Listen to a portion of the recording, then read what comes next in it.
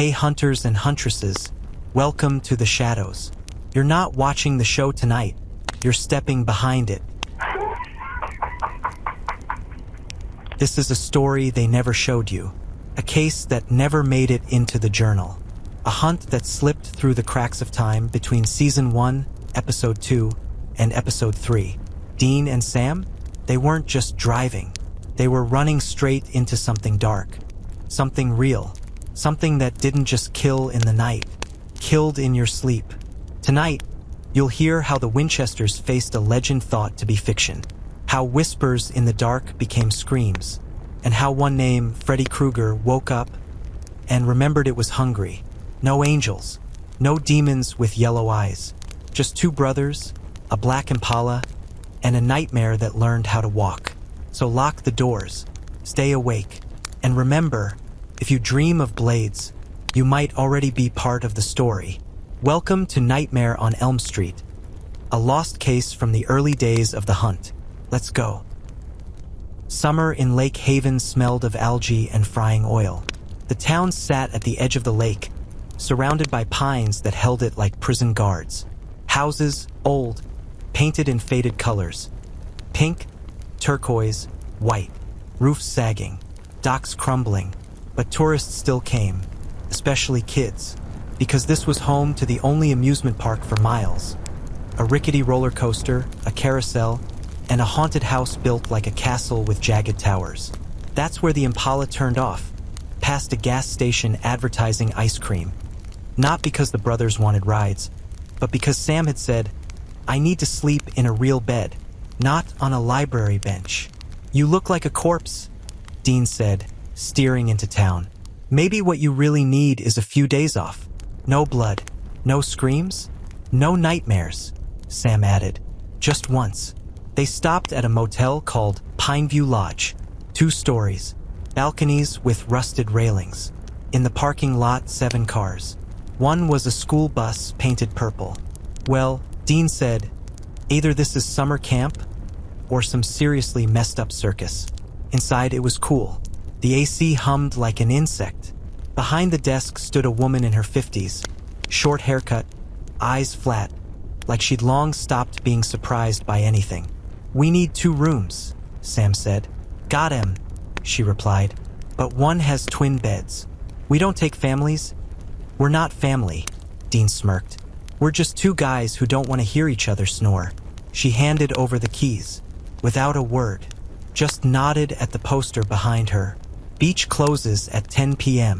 No one should be on the water after dark. "Why?" Sam asked.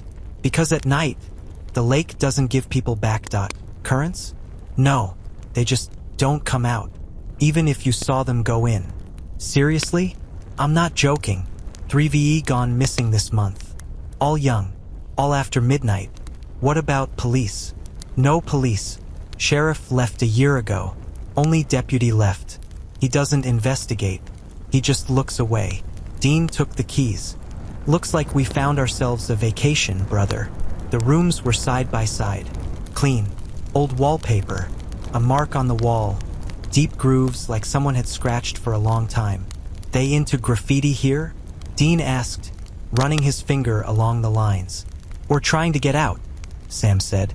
They went to the bar, the docks, right on the pier. Outdoor tables. Smell of fish, beer, sunscreen. Music, 80s hits playing low. At one table, a girl, sitting alone, phone in hand, but not looking at the screen, just trembling. Sam sat down. "You okay?" She looked up. Dark circles, pale skin, cracked lips. "I can't sleep," she said. "When I do, he comes." "Who?" "Freddy. He says I have to die first, because I saw him." "Saw him? Where?" "At the hospital. In 1987. He was in a coma, after the fire. I was a nurse." He opened his eyes, whispered, "You'll be my last victim." Dean slid into the seat across from her. "Wait, you're talking about Freddy Krueger? From the movies?" "It wasn't a movie. It happened here, in this town. His name was Franklin Hayes. He killed children, right in their sleep, because he could enter their dreams. His father worked at a psychiatric clinic. They ran experiments. On dream linking, Franklin was a test subject, and when they burned him, he didn't die. He slipped into other people's dreams. So now he's back? Yes, the first to die was my brother. He screamed in his sleep, "He's cutting me!" Woke up dead. Doctor said heart attack. But I know the truth. On the inside of his eyelids, there were blade marks. Sam felt the blood drain from his face. How is that possible? What if sleep isn't just sleep? What if it's a doorway, and Franklin learned how to control it? Then why are you still alive? Because I haven't slept in 11 days. Coffee, movies, walking in circles. But I'm tired, and every time my eyes close, I see him, with the glove, with the smile, and he says, "You're almost ready." She stood. "My name's Mia, and if you don't stop him, I'll be next." She walked away, left an empty energy drink can on the table, and a photograph, a group of kids in front of the haunted house. One of them, a boy with burned skin. Caption: Lake Haven Camp, 1985, the last summer of freedom. Dean stared at the photo. "Well, Sam, looks like we're gonna have to sleep after all. To find the killer, we need to enter his world." And I was just starting to feel tired. Sam didn't smile. "The problem is, some dreams don't let you wake up." Morning in Lake Haven began with a seagull scream. One sound, sharp, like it had sliced through the silence. Sam woke first, not because he'd rested, but because his brain refused to sleep. He lay with eyes open, staring at the ceiling, counting cracks. All night, he'd fought drowsiness. Coffee, music, pacing the hallway. But every time his eyelids dropped for even a second, he saw it. Darkness, an old house, and a hand with metal blades, slowly reaching toward his face. Dean was still asleep, deep, steady, didn't even take off his jacket in his sleep. "You should have gotten some rest," Sam whispered. "Just not there." He stepped onto the balcony. The town was waking up. A mother herded kids toward the bus. Two old men sat by the dock, sipping coffee. No laughter, no jokes. Everyone moved like they were following a program. He went back inside, opened their father's journal, flipped to a page about dreams. Not all dreams are just dreams. There are places people go when they sleep, and if someone learns how to enter, they can kill without touching. Experiments 60s-80s. Project The Bridge. Mind linking. If one subject dies in a dream, the other dies too. Reality and dream aren't as far apart as you think. "So it's possible," Sam whispered. "Someone can enter a dream and stop a heart." Then Dean groaned. He turned, his face twisted, hands clenched into fists. "No," he muttered. "Let her go." Sam jumped up. "Dean!" He shook his brother's shoulder. Dean shot upright, breathing hard, eyes wide, glossy. "What?" he gasped, looking around. "Where am I?" "In the room." "You were dreaming?" "Yeah, Mom. She was in the fire. I tried to reach her, but the door slammed shut. Then he appeared, with the glove, said, "You're mine now." "That wasn't just a dream," Sam said. "That was an attack. He knows who we are. So he's already inside my head? Or you walked right into his world?" They met Mia at the abandoned clinic on the edge of town. The building stood among pines, charred, windows smashed. A warning sign hung on the door, "No entry, radiation hazard," though no one read it anymore. Around it, traces of campfires, bottles, torn clothes. "This is where the experiments happened," Mia said. "Under the guise of therapy. They gave kids drugs so they'd share the same dreams. They called it the bridge. Franklin Hayes was the conductor. He could enter their dreams? Yes, not just enter. He could change them, control them. When they burned him, his mind didn't die. Transferred into the network, into those who'd been part of the experiments. Now he lives in dreams, and every night he picks a new victim. Why only the young? Because their brains are flexible. Because they believe in urban legends. Because they sleep deeper. And you? Why are you still alive? Because I was outside the system. I wasn't in the experiments. But I saw him. I'm a witness. And he can't complete the cycle until I die. Dean scanned the building. So to stop him, we need to find the source. Whatever's keeping him in this world. There's a place, Mia said. The basement. There was a machine. They called it the Dreamweaver. It linked dreams. When they shut it down, the shared dreams stopped. But Franklin, he stayed. What if we turn it back on? Then you can enter the dream. Find him. Destroy him from within. And if we get stuck, then you become part of him. Like the others who died. Sam looked at Dean. This is insane. Got a better option? Dean asked. We can't let this keep happening. Especially if he's already seen Mom. They returned to the motel. Found an old generator in the trunk. The kind their father used for high-risk cases. Hooked it to the Impala's battery. If this works, Sam said, we can sync our dreams with his network. But only for 20 minutes. After that, the generator overheats. And if we don't make it in time, then our hearts stop, like the others. Well, Dean smirked, attaching wires to his temples. Just another day at the office. They arrived at night. The building was dark, cold. The air smelled of mildew and something metallic. The basement, an old machine with wires, screens, electrodes. A dusty label, system active, 1969 to 1987. So, Dean said, connecting the leads. Ready for a nightmare? Never, Sam replied, doing the same. They lay back on the cots. Mia flipped the switch. Lights flickered. The machine hummed to life. The screen blinked. Link established. Entering dream space. Dean closed his eyes. Sam did the same. And in a second, they were gone. Not physically, but their breathing slowed. Their pulses dropped. Their eyes darted rapidly beneath closed lids. They had fallen asleep, but not in the usual sense. They had entered his world. The world they entered was not a dream. It was memory.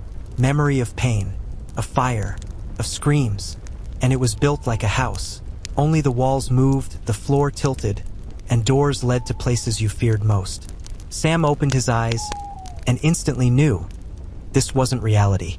The air was too thick, the smell of soot and copper. In front of him, a long hallway, wallpaper cracked, edges charred.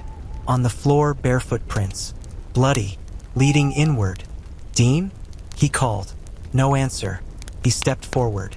Door on the left, child's room. A bed. A teddy bear. On the wall. A chalk drawing. Dad, I'm afraid of the dark. Sam entered. The doll on the floor turned its head. Looked at him. Whispered, you were supposed to save them too. He bolted out. Right, the kitchen. Table. Plates. Food covered in mold. On the wall, a clock. Hands frozen at 3:17. Exactly like the Winchester house that night. No. Sam whispered. This is my dream. He's using me. He ran deeper. The corridor stretched. Walls began to breathe. From the vents, scraping. Metal on bone. Then laughter. High-pitched. Hysterical.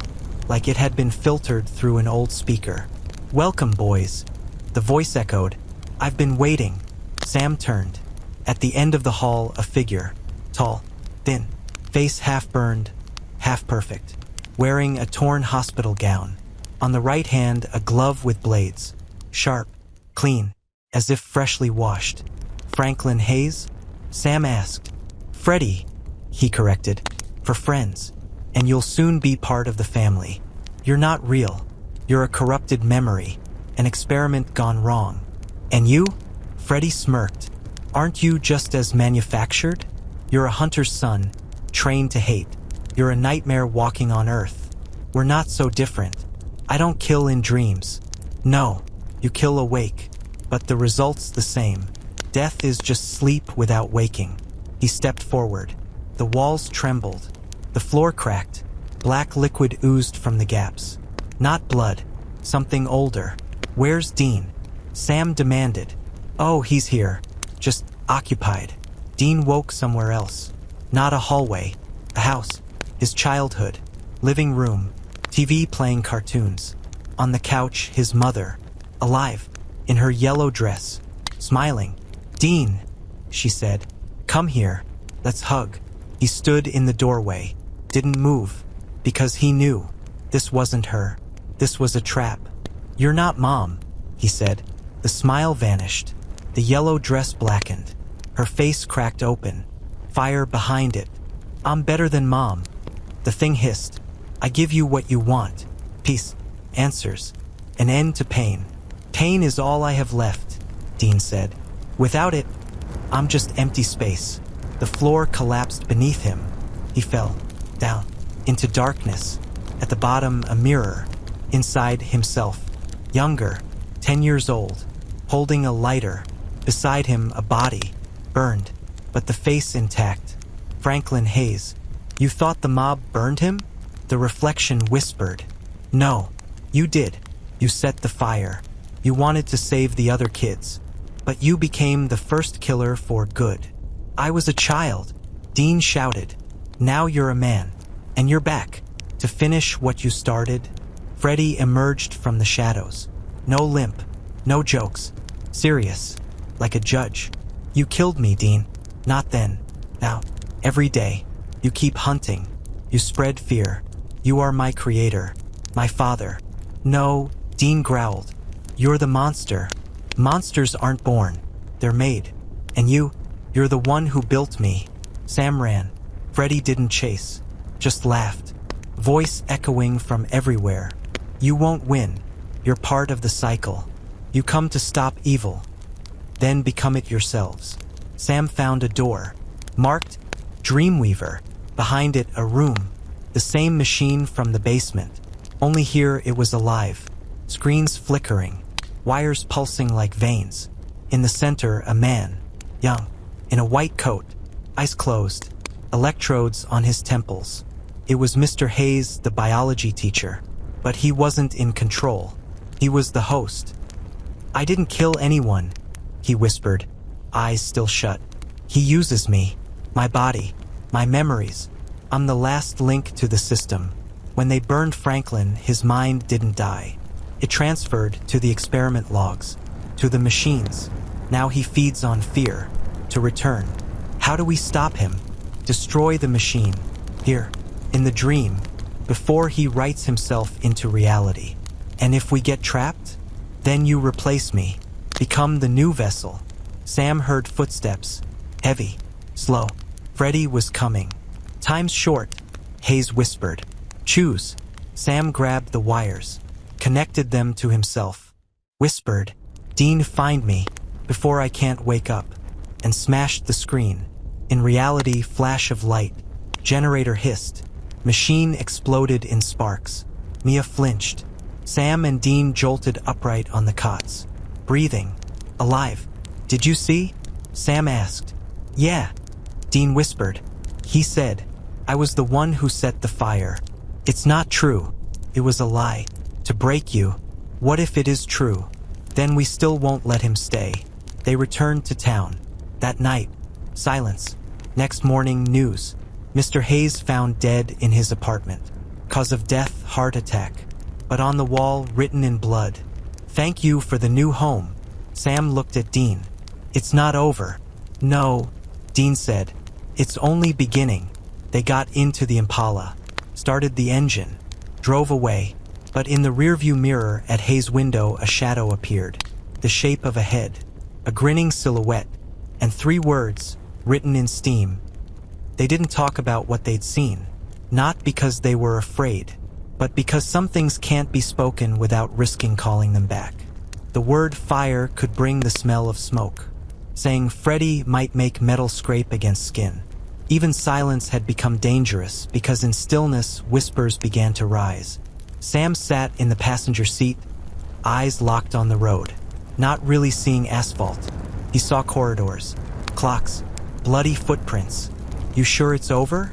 he finally asked. "No," Dean said, "but I'm sure we slowed him down. Broke the link. Now he needs a new body, a new vessel. What if he already found one?" Dean didn't answer, just gripped the wheel tighter. 2 days later, they stopped in a small riverside town, Marshall, Iowa. The heat hadn't broken. Sky clear. No clouds. No warnings. They pulled into a local diner, River Diner, an old wooden building on stilts, water lapping beneath the floorboards. Behind the counter, a woman in her 20s, a swallow tattooed on her wrist. She smiled when they walked in. "What'll you have?" she asked. "2 burgers, Dean said. "And coffee. Strong. I don't trust dreams anymore." She smirked. "You're not the first to say that." "What?" "For people VE died in their sleep in the last 3 weeks. All around here. All with the same last words. He came." Sam frowned.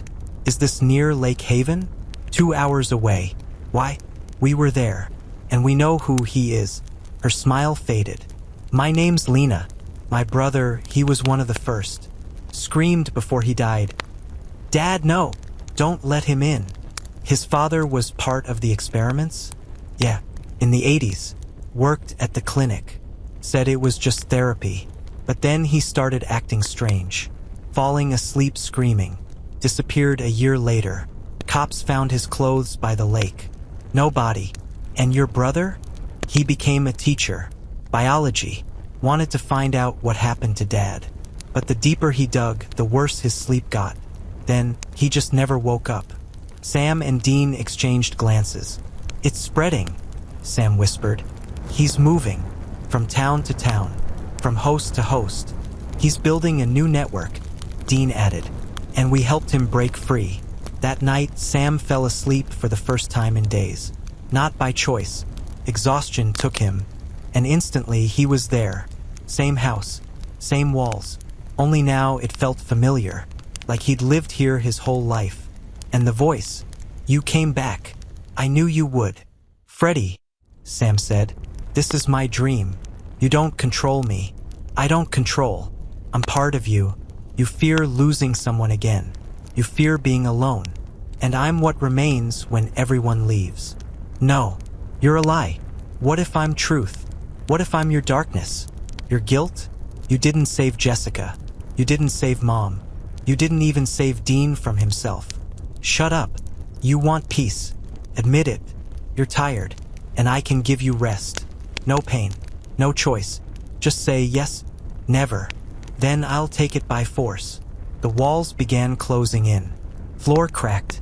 Hands crawled from the gaps. Hundreds of them, made of dirt, fingers replaced with metal blades. Sam screamed. "Sam!" Dean's voice. He jolted awake. On the floor, sweating, arms scratched like he'd fought something. "You were screaming," Dean said.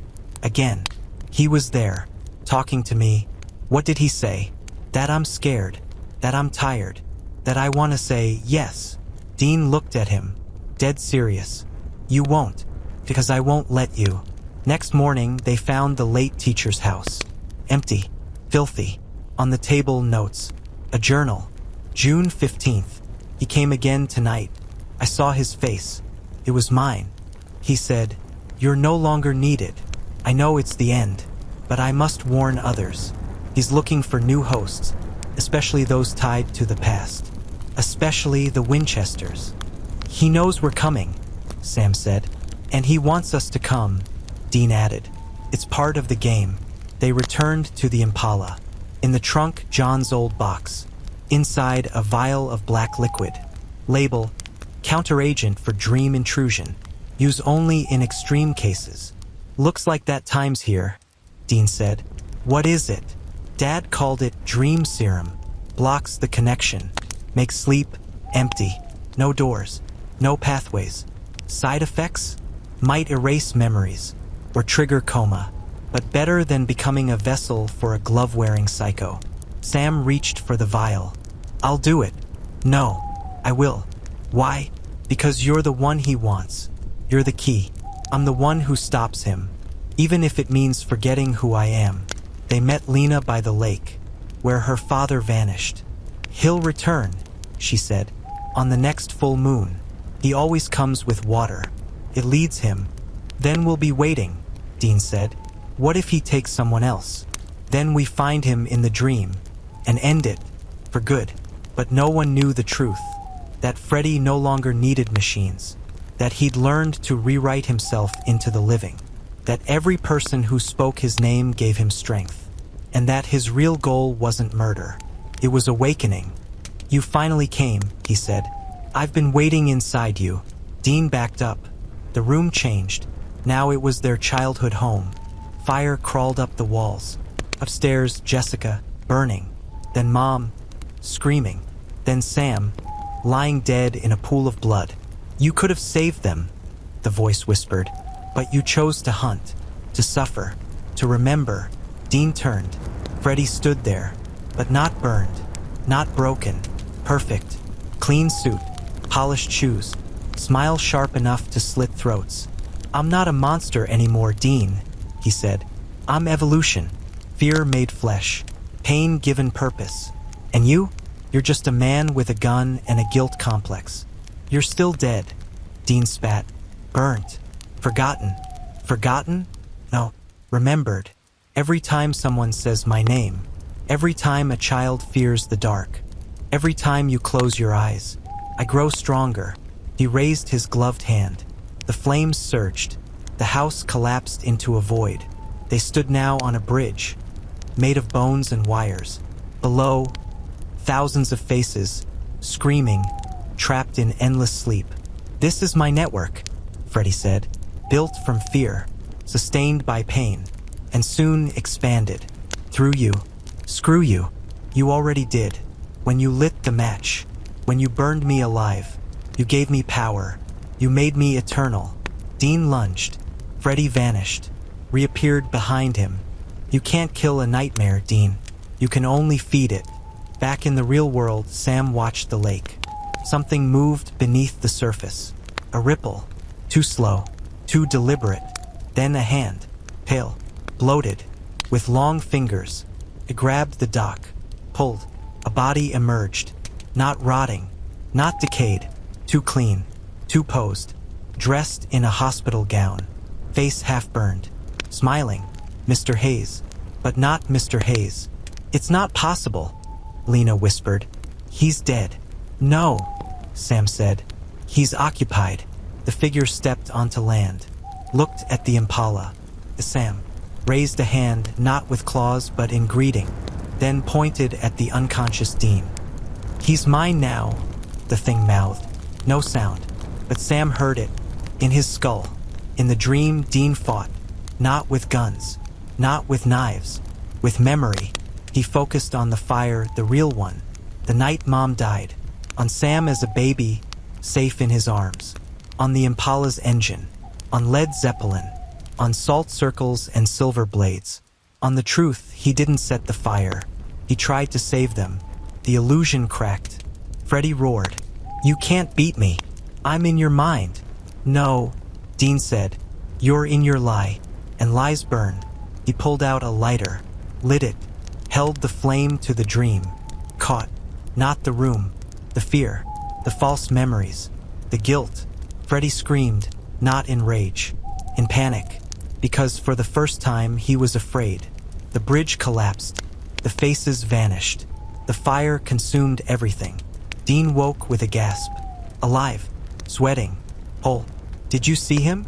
Sam asked, gripping his shoulders. "Yeah," Dean whispered, "and I burned him." But as they drove away, the radio crackled.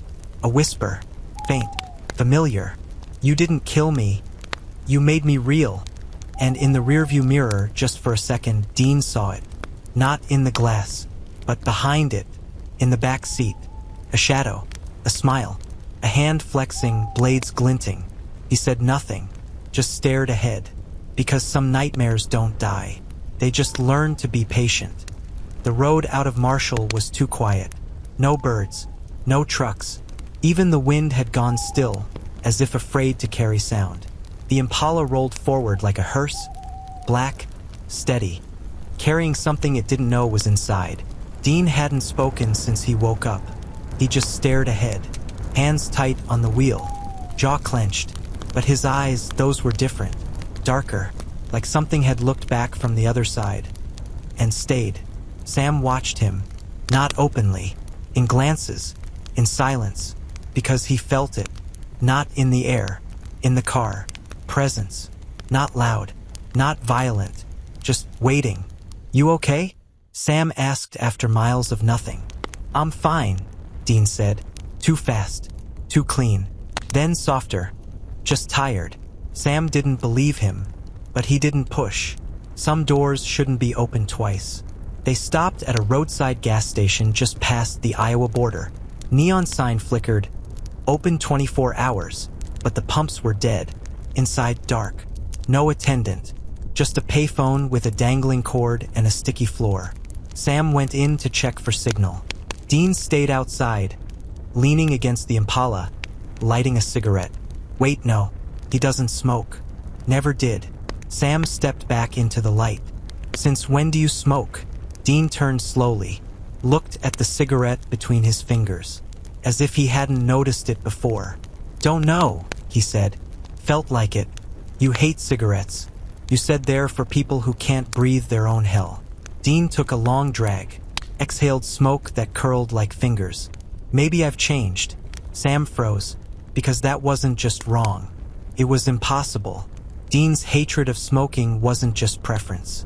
It was identity, a line in the sand. And now someone or something was redrawing it. Where's your amulet? Sam asked suddenly. Dean's hand flew to his chest. The leather cord was gone. So was the pendant. Must have lost it, he said flatly. You never take it off. You said it's the only thing Dad ever gave you that meant something. Morning came quietly. No screams. No whispers from the dark. Just light. Slowly spilling through the motel curtains, as if checking whether it was safe to enter. Sam woke first. He scanned the room, weapons in place. Dean was asleep on the second bed, arm under his head, mouth slightly open, snoring, real, human. No strange tone in his voice, no cigarette smoke. The amulet around his neck, still there. Sam exhaled, only then realizing he'd been holding his breath since Lake Haven. They left before dawn. The Impala roared the way she should, powerful, bold, Led Zeppelin blasting, rock and roll. Dean drove with one hand on the wheel, the other chewing a burger from some abandoned roadside diner. So, he said, mouth full, gotta admit that was one of the weirdest cases yet. What part? Sam asked. The guy who kills people in their sleep? Or when you almost became his new host? Well, Dean grinned. Now I can say, I killed the real Freddy Krueger. You didn't kill him. We broke the link. He's gone. Yeah, but who injected the serum? Who walked into the dream and burned his nightmare from the inside? That was me. So technically, I killed him. By multiverse rules. Sam shook his head but smiled. Only you could turn a fight for your soul into a bragging rights moment. Hey, if I survived mind invasion by a glove-wearing psycho, I deserve a t-shirt that says, I survived Freddy's mindfuck. They drove in silence for a few more miles. Sunrise painted the sky. Fields stretched endlessly on both sides of the road. In the distance, a water tower. On the horizon, promise of a new town. A new case. You sure he's not coming back? Sam asked. Absolutely, Dean said. We erased his entry point. Without the network, he's just a memory. And memories don't slash faces with blades. What if someone starts saying his name again? Then we find them, warn them, tell them Freddy's not a campfire story. And if they keep calling him, they'll become the next nightmare. Sam looked out the window, then at Dean. Thanks for not giving up. Even when he told you you created him. Dean paused, nodded. I know who I am, and I know what I fight for. That's enough. He cranked up the volume. Music surged. Wind rushed through the open windows. Dean's laugh mixed with the guitar riff. And the Impala sped forward, down a straight road, under a bright sky, with two real, living brothers inside. Somewhere far away in the ruins of the old clinic, an ancient screen flickered once, lit up, then died forever. Freddy Krueger was gone. Not hiding, not waiting, just finished. Like smoke, like a nightmare forgotten by morning.